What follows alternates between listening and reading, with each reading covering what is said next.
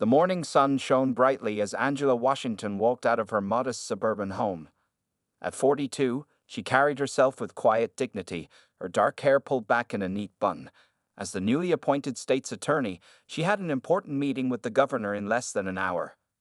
Angela adjusted her navy blue blazer and climbed into her black sedan. The car had just been serviced last week, and she felt confident as she pulled onto the main road. Her mind was filled with the talking points she had prepared for the meeting: police reform, community outreach programs, and new approaches to juvenile justice. 20 minutes into her drive, Angela noticed the flash of police lights in her rearview mirror. She checked her speed. She was going exactly at the limit. Confused but calm, she signaled and pulled over to the shoulder of the quiet suburban street. Officer James Miller sat in his patrol car for nearly 2 minutes before approaching Angela's vehicle. He was a stocky man in his late 30s with a stern face that rarely smiled on duty. As he stepped out, he adjusted his belt and placed his hand near his holster, a habit he claimed was standard procedure, though he seemed to do it more often with certain drivers. Through her side mirror, Angela watched Officer Miller approach. His walk was stiff, his face set in a hard expression. She rolled down her window and placed both hands visibly on the steering wheel, a precaution her father had taught her years ago. License and registration, Officer Miller demanded without greeting or explanation. His tone was sharp, impatient. "Good morning, officer," Angela replied calmly. "May I ask why I've been pulled over?" Miller's eyes narrowed. "Your taillight is broken. License and registration now." Angela felt a wave of confusion. "That's strange. I just had my car serviced last week. They would have mentioned a broken light." "Are you arguing with me, ma'am?" Miller's voice hardened further. "I need to see your identification immediately." Angela nodded, keeping her movements slow and deliberate. "I'm going to reach for my purse to get my license. It's on the passenger seat." Officer Miller watched her every move with suspicious eyes. As Angela handed over her license and registration, she noticed his quick glance at her business attire, as if trying to reconcile it with whatever assumptions he had made. "Where are you coming from? Where are you headed?" he asked, questions unrelated to a simple traffic violation. "I'm on my way to a meeting," Angela replied evenly. "What kind of meeting? Who with?" Miller pressed, his notebook still closed, not writing anything down. A car passed by slowly, the driver clearly curious about the scene. Angela felt a familiar sinking feeling in her stomach. She had been here before, though not since taking her current position. "Officer, I don't believe those questions are relevant to a taillight violation. Could you please show me which light is broken?" Miller's face hardened. "Step out of the vehicle, ma'am." "May I ask why that's necessary?" Angela's voice remained steady, though her heart began to race. "Step out of the vehicle now," Miller repeated, his hand moving back toward his holster. "Or are you refusing to comply with an officer's lawful commands?" Angela took a deep breath. She knew her rights, but she also knew the danger of this situation. Slowly, she unbuckled her seatbelt. "I'm complying, officer," she said, "but I would like to know the reason you're asking me to exit my vehicle for a taillight violation." As Angela stepped out onto the asphalt, she noticed more cars slowing down. A young woman across the street had taken out her phone and appeared to be recording. Officer Miller either didn't notice or didn't care. "Stand by the rear of your vehicle," he ordered. Angela complied, watching as Miller began walking around her car, inspecting it with exaggerated thoroughness. Every taillight was perfectly intact. Angela stood silently by the rear of her car, watching Officer Miller circle her vehicle. Morning traffic had slowed to a crawl as drivers rubbernecked to see what was happening. Across the street, the number of people recording on their phones had grown to 3. "Officer Miller," Angela said calmly, reading his name tag, "all my taillights are working properly. Could you please explain why I've been pulled over?" Miller's face twitched with annoyance. "I need to check your trunk." "Do you have probable cause to search my vehicle?" Angela asked, her legal training automatically kicking in. This question seemed to trigger something in Miller. He turned to face her, his posture stiffening. "Are you a lawyer or something?" he asked with a mocking tone. Everyone's a legal expert these days, watching too many TV shows. Angela maintained her composure. I'm simply asking about the legal basis for searching my vehicle during what you claimed was a routine traffic stop for a broken taillight, which, as we can both see, is not actually broken. Miller stepped closer, using his height to tower over her. Listen, I don't need a lecture from you about how to do my job. When I see suspicious behavior, I investigate. What suspicious behavior have I displayed, Officer Miller? He gestured vaguely at her car. This is an expensive vehicle for this neighborhood. Angela felt a familiar knot of anger and frustration forming in her stomach. So driving a nice car while being black is suspicious behavior? Miller's radio crackled, and he stepped away to respond. Angela could see more people gathering on the sidewalk. An elderly couple had stepped out of their house, watching with concerned expressions. A second police car pulled up, lights flashing.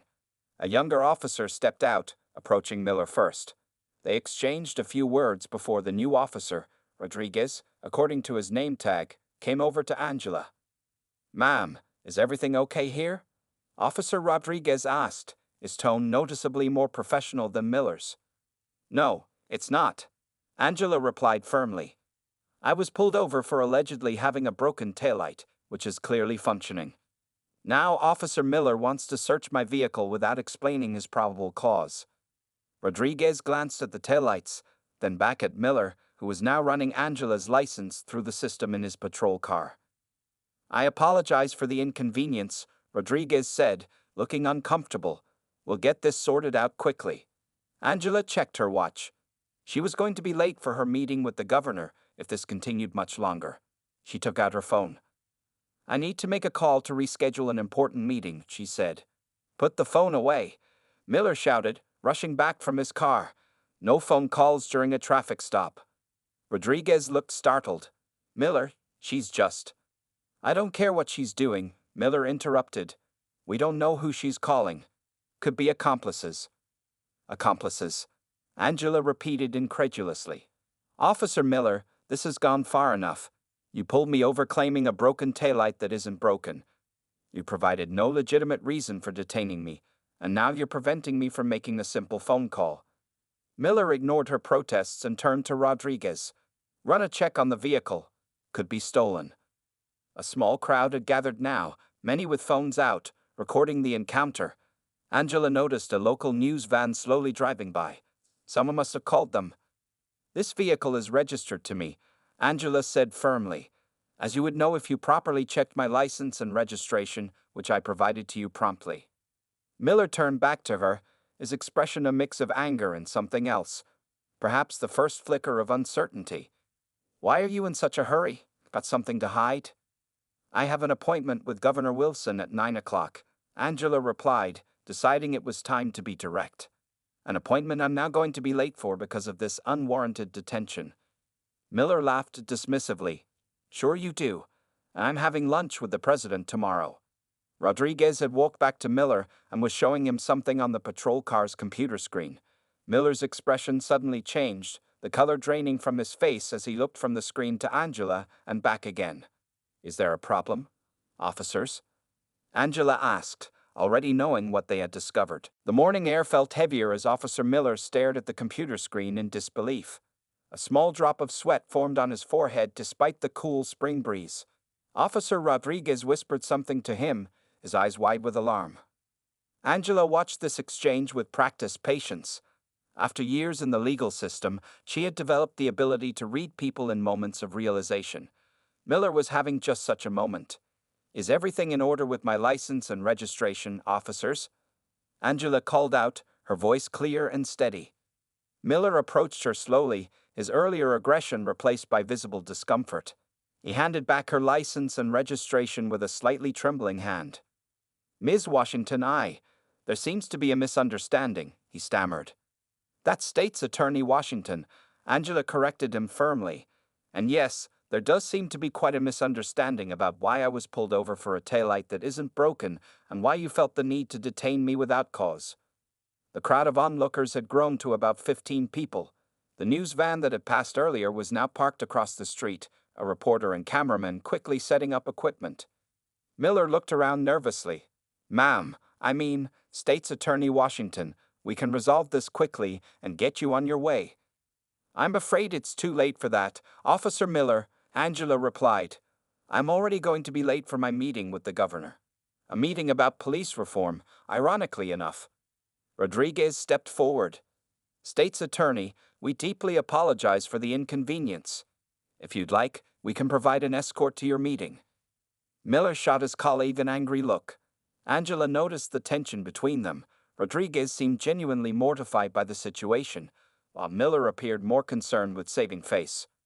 That won't be necessary, Officer Rodriguez, but I would like to understand exactly why I was pulled over this morning, Angela said, turning her attention back to Miller. Miller cleared his throat. I thought I saw a broken taillight, but it appears I was mistaken. And the reason you wanted to search my vehicle and check if it was stolen? Miller shifted uncomfortably. Standard procedure for suspicious, for routine traffic stops. An older man from the crowd called out, I've been stopped for speeding 3 times and never had my car searched. Several others murmured in agreement. Angela looked at the growing crowd, then back at Miller. Officer, I believe we both know this wasn't standard procedure. This is exactly the kind of biased policing that my office is working to address. Miller's face reddened. With all due respect, State's attorney, you don't know what it's like out here. We make split-second decisions to keep communities safe. Split-second decisions based on what, exactly? Angela asked. The color of a driver's skin? The type of car they drive? Rodriguez stepped in again. State's Attorney Washington, I assure you this incident will be thoroughly reviewed. Angela nodded. Yes, it will. I'll be requesting the body camera footage from both of you, as well as the dashcam video. I'll also need your badge numbers and a complete incident report explaining the probable cause for this stop. The news crew was now filming from across the street. Miller noticed them and turned his back to the camera. This is getting blown out of proportion, he muttered. No, Officer Miller, Angela replied. This is exactly the proportion it deserves, because for every state's attorney who gets wrongfully detained, there are hundreds of ordinary citizens who don't have the power to demand accountability. She checked her watch again. I need to call the governor's office now. Am I free to go, or is there some other violation you'd like to invent? Miller couldn't meet her eyes. You're free to go, ma'am. Angela opened her car door but paused before getting in. Officer Miller, this incident isn't just about me. What happened here today happens to black citizens across this state every day. The difference is, today you pulled over someone who can actually do something about it. As she settled into her car, Angela caught a glimpse of Rodriguez's face. He looked thoughtful, perhaps even remorseful. Miller, however, just looked angry and embarrassed. The crowd parted as Angela drove away, some people applauding, others taking final photos and videos. In her rearview mirror, she could see the news reporter approaching the officers. This wasn't how she had planned to start her day, but perhaps it was exactly the reminder she needed before her meeting about why police reform couldn't wait. Angela arrived at the governor's office 20 minutes late. As she hurried through the marble hallway, her phone buzzed constantly with notifications. The video of her detention was already spreading across social media platforms. State's Attorney Washington, the governor's assistant, greeted her with a concerned look. The governor was getting worried. She's waiting for you in her office. Angela nodded, taking a deep breath to compose herself. Thank you, Michael. I'd apologize for the delay. I had an unexpected situation this morning. When Angela entered the spacious office, Governor Patricia Wilson rose from behind her desk. At 62, the governor was a formidable woman with silver-streaked hair and keen eyes that noticed everything. Angela, I was about to send out a search party, the governor said, then paused, studying Angela's face. Something's happened. It wasn't a question. Angela placed her briefcase on a chair and straightened her blazer. I was pulled over on my way here, she explained. What should have been a routine traffic stop, if it had been legitimate in the first place, turned into a disturbing display of racial profiling. The governor's expression darkened. Tell me everything. As Angela recounted the morning's events, the governor's assistant knocked and entered without waiting for a response. Excuse me, Governor, State's Attorney, he said urgently, but you both need to see this. He turned on the large television mounted on the wall. A local news station was playing the footage of Angela's encounter with Officer Miller. The headline at the bottom of the screen read, States atito are any subjected to apparent racial profiling by police. Governor Wilson watched in silence, her lips pressed into a thin line. When the report ended, she turned to Angela. "This is exactly why we needed to meet today," Angela said. "The police reform package I've been working on addresses precisely these issues. What happened to me happens to countless citizens who don't have my position or platform." The governor nodded grimly. "The timing is remarkable. Your experience makes the case better than any policy paper could." She paused. "How do you want to handle this, Angela? This is going to explode." Angela's phone buzzed again. A text from her assistant. "Police Chief Martin is trying to reach you urgently." "It's already exploding," Angela replied, showing the governor her phone screen. "The police chief wants to talk." Governor Wilson gestured to her phone. "Put him on speaker. I want to hear this." Angela dialed the police chief's number. He answered immediately. "State's Attorney Washington, this is Chief Martin. I've just been made aware of an incident involving 2 of my officers this morning." "Yes, Chief," Angela replied calmly. "Officers Miller and Rodriguez. I was unlawfully detained on my way to meet with the governor." There was a pause on the other end. "The governor? I see." The chief cleared his throat. "State's Attorney, I want to personally apologize for this unfortunate incident. Officer Miller has been placed on administrative leave pending a full investigation." "That's a start, Chief Martin," Angela said, exchanging glances with the governor. "But this isn't about one officer or one incident. This is about systemic issues within the department." "I understand your concern," the chief replied defensively. "But I assure you, we don't tolerate racial profiling." "Whether you tolerate it or not, Chief, it happened. And it happened to the state's attorney. Imagine what happens to those without my credentials or connections." Another pause. "What are you proposing, state's attorney?" Angela took a deep breath. "The police reform package I'm discussing with the governor today includes mandatory bias training, civilian oversight committees, and revised protocols for traffic stops. I believe this morning's incident demonstrates the urgent need for these reforms. I'd like to meet with you before any decisions are made," the chief said, his tone cautious. "Of course," Angela replied. "My office will contact yours to arrange a meeting.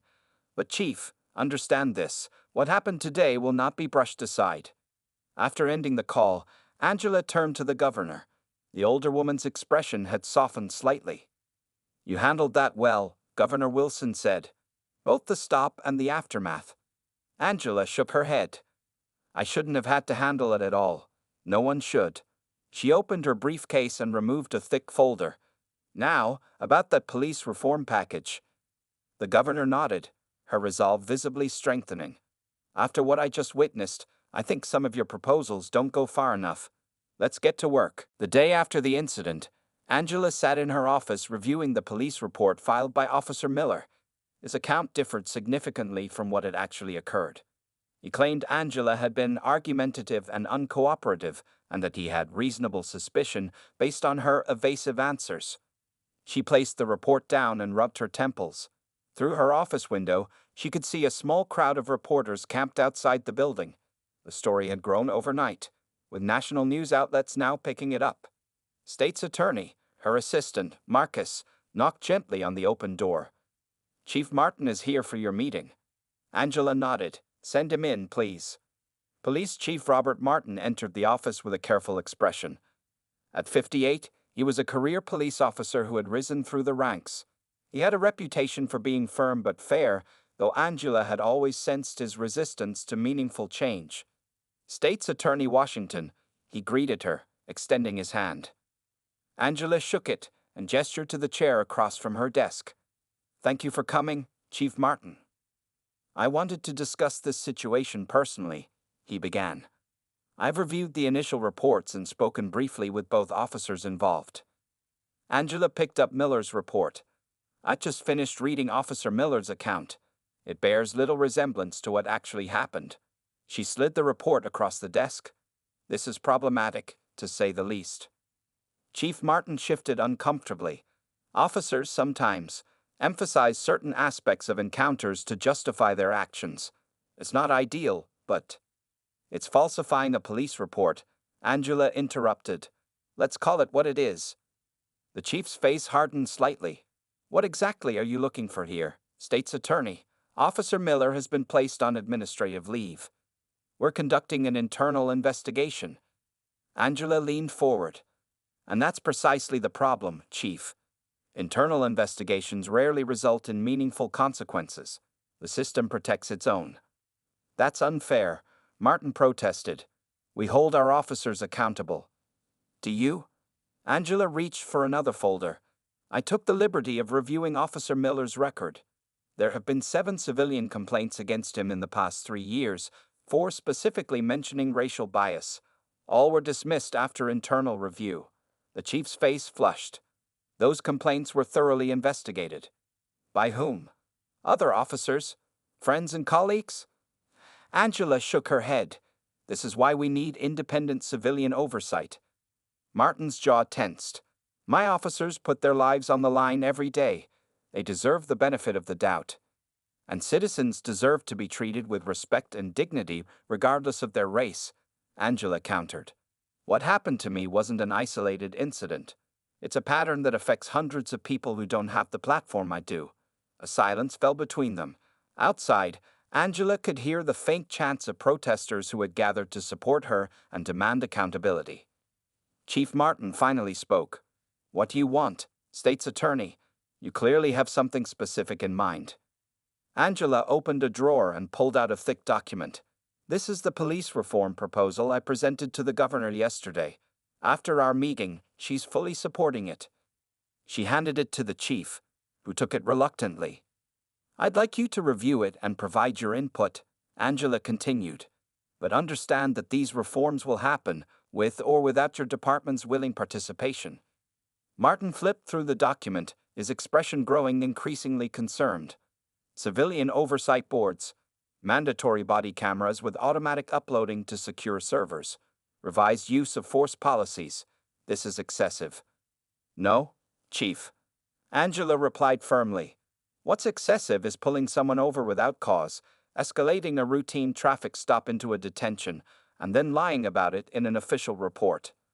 The chief closed the document. The police union will fight this. I expect they will, Angela nodded. But the public is watching now. Your officer's credibility is at stake. Martin stood up, tucking the proposal under his arm. I'll review this, but I can't promise support. I'm not asking for your support, Chief, Angela said, rising as well. I'm offering you the chance to be on the right side of necessary change. As the chief left her office, Angela turned to look out the window at the growing crowd of supporters. Their signs called for justice and accountability. For the first time since the incident, she allowed herself a small smile. Sometimes, change needed a catalyst. Perhaps her humiliating experience would serve a greater purpose after all. 1 week after the incident, Officer James Miller sat in an empty conference room at police headquarters, waiting for his disciplinary hearing to begin. His uniform felt tight around the collar as sweat beaded on his forehead. The door opened, and Miller straightened in his chair. To his surprise, State's Attorney Angela Washington entered, followed by Police Chief Martin and Captain Rivera from Internal Affairs. Officer Miller, Angela acknowledged him with a nod as she took a seat across the table. Miller could barely meet her eyes. State's Attorney. Chief Martin cleared his throat. Officer Miller, you understand why we're here. The video of your interaction with State's Attorney Washington has been viewed over 2 million times online. The department is facing significant public backlash. Miller shifted uncomfortably. I was just doing my job. Were you? Angela asked calmly. Because I've reviewed the dashcam footage, your body camera video, and footage from bystanders. I've also examined your police report. She placed a folder on the table. They tell very different stories. Captain Rivera opened his own folder. Your report claims the state's attorney was argumentative and that you had reasonable suspicion based on the vehicle and her behavior. The video evidence contradicts this completely. Miller's face reddened. The camera doesn't show everything. It showed enough, Chief Martin said firmly. The lack of probable cause for the stop, your aggressive demeanor, the unnecessary escalation, none of which you mentioned in your report. Angela watched Miller carefully. His defensiveness was typical of officers facing scrutiny, but she sensed something beneath it, perhaps shame or fear. "Officer Miller," she said, leaning forward slightly, "I'm not here for revenge. I'm here because what happened to me happens to countless citizens who don't have my position or resources to fight back." Miller finally looked directly at her. "With all due respect, State's Attorney, you don't understand what it's like on the streets. We make split-second decisions to keep people safe." "What about my safety?" Angela asked quietly. "Did you consider that when you approached my car with your hand on your weapon, when you demanded I exit my vehicle without cause?" The room fell silent. Even Chief Martin seemed uncomfortable with the directness of her question. Miller looked down at his hands.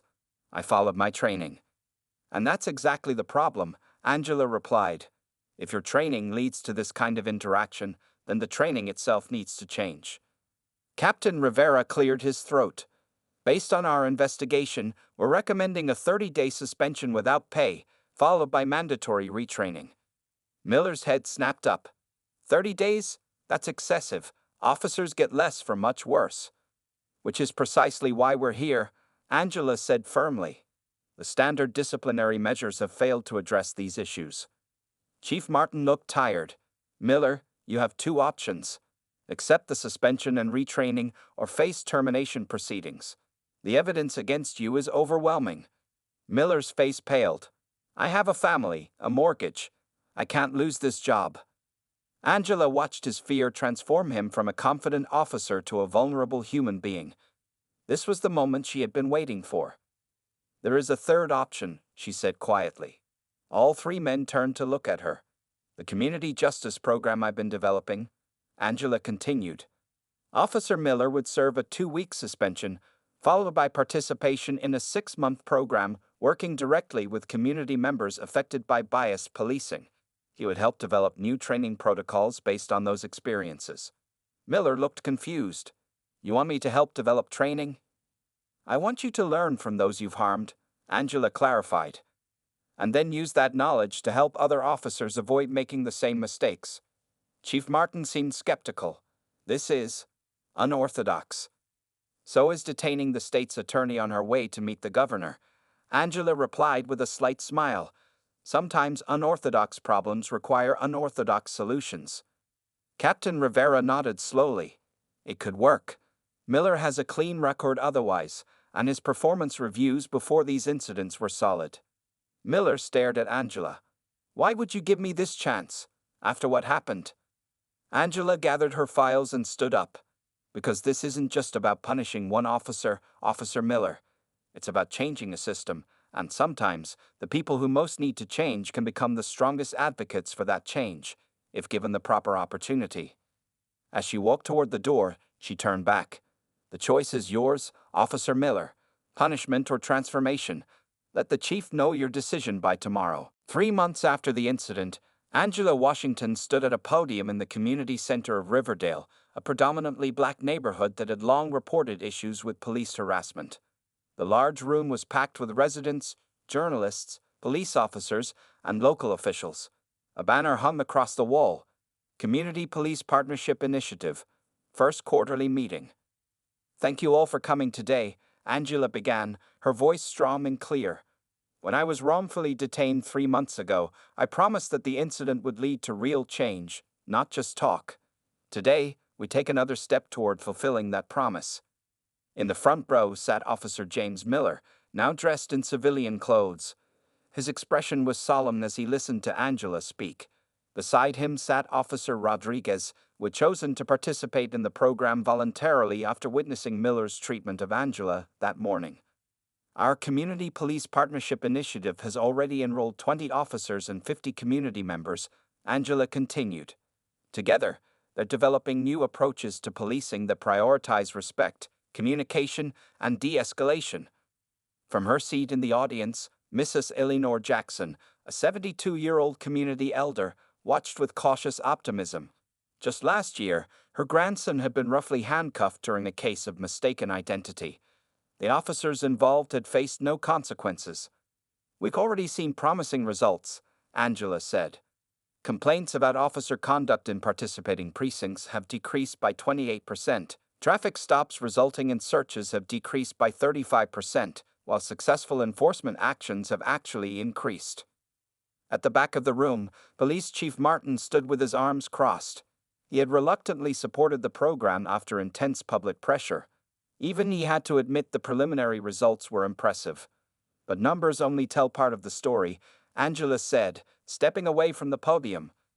Today, I want you to hear directly from some of the participants. She gestured to Miller, who slowly rose from his seat and made his way to the stage. The room fell silent. Many community members still viewed him with suspicion and anger. My name is James Miller, he began awkwardly. 3 months ago, I pulled over State's Attorney Washington without legitimate cause. I escalated a routine situation and then lied about it in my report. He paused, looking uncomfortable but determined to continue. I could make excuses, talk about stress or fear or training, but the truth is simpler and harder to admit. I saw a black woman in a nice car and made assumptions. Assumptions that were wrong in every possible way. A murmur ran through the crowd. Such honesty from a police officer was rare, especially in a public forum. For the past 3 months, I've been meeting weekly with community members who've experienced similar treatment. I've listened to their stories. I've heard their fear and anger. And I've had to face some hard truths about myself and about the job I thought I was doing right. Miller looked directly at Angela. I'm not asking for forgiveness. I'm working to earn back trust, and I'm committed to helping change the culture that made me think my actions that day were acceptable. Angela returned to the podium as Miller took his seat. Officer Miller's journey is just beginning, but his willingness to confront his actions represents the kind of accountability we need. Mrs. Jackson raised her hand during the question period. This all sounds good, she said when called upon. What happens when the cameras go away and the attention moves on? We've seen promises before. Angela nodded, acknowledging the valid concern. That's why we've established the Civilian Oversight Committee with real power to review complaints and recommend discipline. That's why we've implemented mandatory body cameras with automatic uploading to secure servers that cannot be tampered with. And that's why the governor has committed state funding to this program for the next 5 years, regardless of changing political winds. As the meeting continued, a local reporter approached Miller during a break. Officer Miller, some of your colleagues call you a traitor for participating in this program. What do you say to them? Miller thought for a moment. I'd say I'm trying to be a better police officer, and that means acknowledging when we get it wrong. From across the room, Angela watched this exchange. The path ahead would not be easy. Resistance within the police department remained strong. But seeing Miller's transformation gave her hope that real change was possible, one officer at a time. 1 year to the day after Angela Washington was wrongfully detained, she stood on the steps of the state capitol building. Behind her stood Governor Wilson, Police Chief Martin, community leaders, and a diverse group of police officers. Among them was Officer James Miller, now back in uniform, but with a new role as a training coordinator for the Community Police Partnership Initiative. Camera flashes lit up the cloudy spring morning as Angela approached the microphone. 1 year ago, I experienced something that countless citizens in our state face every day.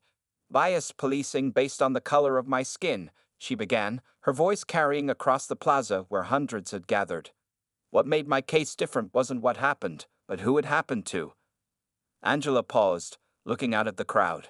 She saw Mrs. Jackson from Riverdale, now the head of the Civilian Oversight Committee. She saw community activists who had protested against police brutality for years.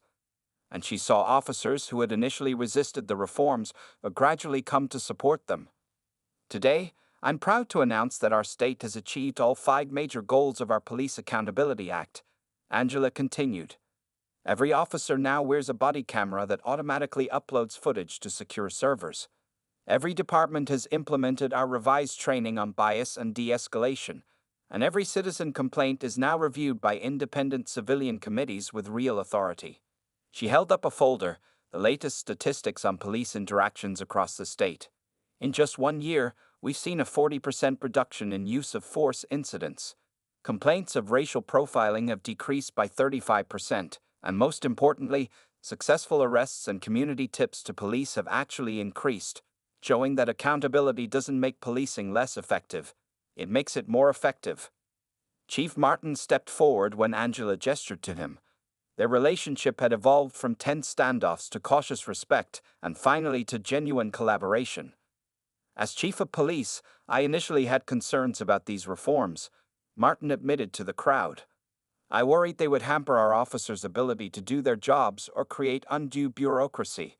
I was wrong. Murmurs rippled through the audience. Such an admission from the once resistant chief was unexpected. Our officers are now better trained, better equipped, and better trusted by the communities they serve, Martin continued. And that makes their jobs easier, not harder. Angela returned to the microphone.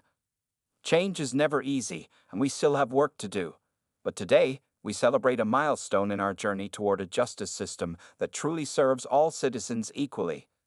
After the formal ceremony concluded, Angela found herself face to face with Officer Miller. He looked different now, more relaxed, more thoughtful. State's Attorney Washington, he greeted her, extending his hand. Angela shook it firmly. Officer Miller, your presentation on bias recognition at last month's training session was excellent. Miller nodded. Thank you. I couldn't have written it a year ago. I wouldn't have even understood the need for it. And now? Now I think about that morning every day, he said quietly. How quickly I made assumptions. How easily I justified them to myself. How wrong I was. Angela studied him. You know, some people thought I was naive to believe officers could change. They wanted punishments, not partnerships. Some officers thought the same about me, Miller admitted. That I was betraying the brotherhood by admitting fault. They were interrupted by a young black woman who approached nervously. Excuse me, State's Attorney Washington, I just wanted to thank you. Last month, I was pulled over late at night. The officer was respectful, explained exactly why he stopped me, and even showed me the radar reading. It was so different from every other time I've been stopped. After the woman left, Miller smiled slightly. One traffic stop at a time. Angela nodded. That's how change happens. Not all at once, but in moments that add up over time. As they parted ways, Angela watched Officer Miller rejoin a group of fellow officers, a diverse group that included Rodriguez and several others who had gone through the training program. They were laughing and talking easily with community members who had once viewed them with suspicion. The incident that had begun with humiliation and anger had transformed into something powerful and positive. Angela knew the work was far from over. Systemic change required constant vigilance and effort, but looking at the scene before her, officers and citizens engaging as equals with mutual respect, she allowed herself to feel something that had been in short supply throughout her career in the justice system: hope.